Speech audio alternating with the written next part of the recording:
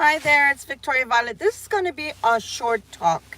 In case you're wondering, it's not a reading. I'm driving and I have my hands on the wheels. Well, sometimes, except when I'm at a red light.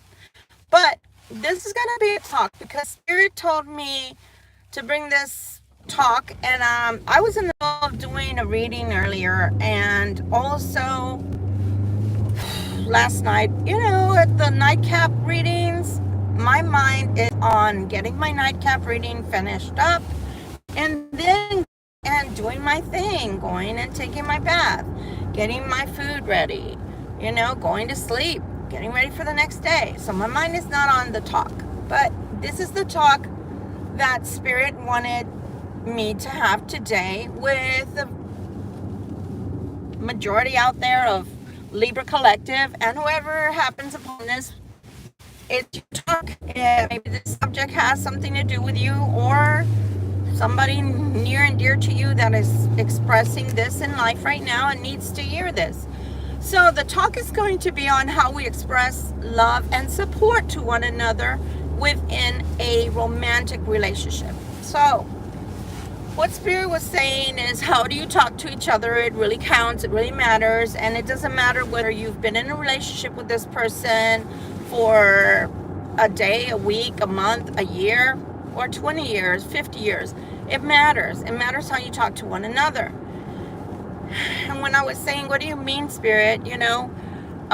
Communicating. I said, well, people know how to communicate with one another, I would think, within a relationship. And Spirit was saying, no, you'd be surprised, they don't. I said, okay, Spirit, give me the 411, spill the tea and I'll pass it on. So Spirit was like, for example, do you know how to talk to each other when you're in need of something? I was like, what do you mean? Well, okay, women and men are different. For our ladies that are still having, for example, I know it's a talk, it's an adult talk. I keep telling you people, listen, Linda, this is an adult channel. It is not for little babies. Kiddies can go exit left, stage left. And you gotta know that this is not a little teeny bopper type of channel. I'm sorry, we're here to talk about adult things and hopefully to share and express and hopefully to get more incitement, more insight, not incitement, more insight into lives, right? So again, luckily it doesn't matter what buffoons will write here. I don't suffer fools very easily, but for those that are coming in, hello, you are so welcome here. For those that are coming in that really, really want to pay attention, you are so welcome to my channel. This is Gypsy Roots Tarot and Travel. But today this is a talk on how we express ourselves and to one another, and how we tell each other about our needs and necessities. So back to what I was saying. Some of us are still in the maid, type of status in our life. Some of us are still in the life status that we can still bear children. So, some men are so awesome, they will literally go to the store, for example, for you when you're on your days and you forget. Why you forget, I don't know. Because, somebody, a fairy that has, pads, doesn't come to your house every month telling you it's that time of the month. So you should know that you've got to purchase these things for yourself. The man should not have to.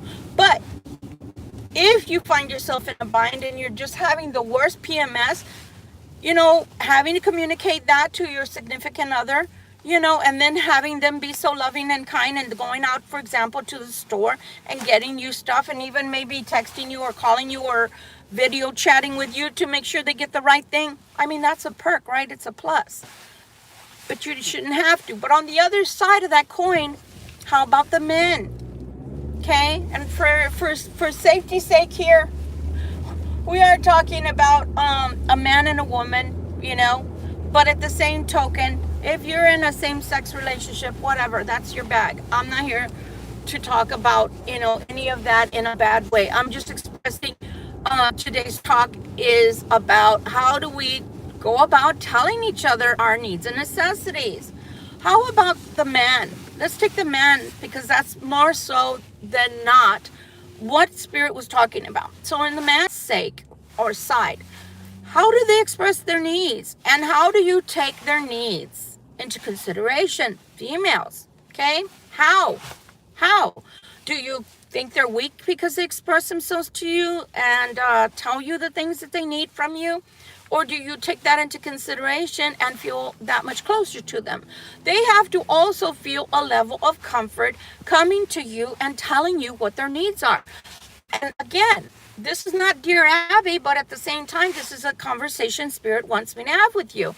Are they comfortable? Do you make your man comfortable enough to tell you, oh my God, I can't even believe I'm going to bring this up, the Hawk 2 girl. The Hawk 2 girl, you know, my mother never taught me how to spit, okay? But if your man wants you to spit on him, are you taking that serious? I mean, you know, that's what they want. I'm sorry, that's what they want. It might be embarrassing to you. Why don't you express yourself and say, hey, I've never done anything like that. Do you want to teach me? Do you want to teach me? Is there something you need me to, you know, to do that I'm not doing? I'm just saying, just as much as you want to be able to be vulnerable with your man, you need to have the ability to have them be just as vulnerable around you. That's all I'm saying. We want to have healthy relationships where we want to make the man in the relationship and give him his place. You should be not only the protector, but at most times, if you're a traditional person, I'm sort of in the traditional position myself. I want the man to feel like the man in the relationship, but I also want him to know I want to feel protection. I want to feel safety when I'm with you. I don't want to have to be worried about you're here today and gone tomorrow sort of thing. If you say that we're in a relationship, then I'm going to take that to the bank, and I don't want to have to be worrying about are we in a relationship 2 days, 3 days later. I want to take that whatever you're telling me as serious. You're serious about me, I'm serious about you, let's go. But when you have to keep on looking back to make sure your man is looking at you or paying attention to you, and it's not with Helga in the back or Linda or anybody else in the back that you cannot see, you shouldn't have to be watching your six all the time to make sure your man is being a genuine gentleman where you're concerned. Same thing, ladies. Most men, let's just keep it real. The Hawk 2 girl just said it the way it was. She was keeping it real in that most men want a lady on their arm and a hooker in bed. I'm sorry, they just want you to be like that. Heifer, I'm just telling you the truth. They just want you to be what they need you to be in the bedroom. Men and women are different. That's why, I'm sorry, my beautiful people out there that don't, you know, that are a little confused as to your body parts and all that. We're not talking to you right now. I love you, but keep it to the side. We're talking about heterosexual. So let me tell you, it's just the way it is. A man wants to be able to have his cake and eat it too. He wants a lady on his arm while they're out and about, presenting themselves like a lady, but in the bedroom. They don't want a cold sack to lay next to. They just don't want to. They just don't want it. They may not tell it to you like that, but if you have a good enough relationship where you can share with each other, they're going to tell you the truth. They want the Hawk 2 girl.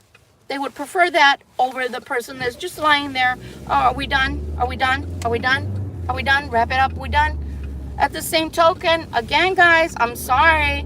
The player, we don't need the player. We don't want the player. We've met the player. We met the player before we met you. And we're just keeping it real. We've met players before we met you. We're hooked on you. There's something about you that we can write home about. There's something about you that we want to, you know, look at you like a keeper. But we want to feel safe and secure in relationship.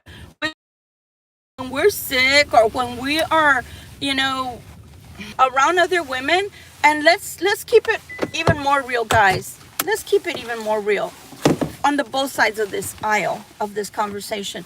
We know we're not the most beautiful woman all the time in the room. We know that. At least the mature women do. We know that.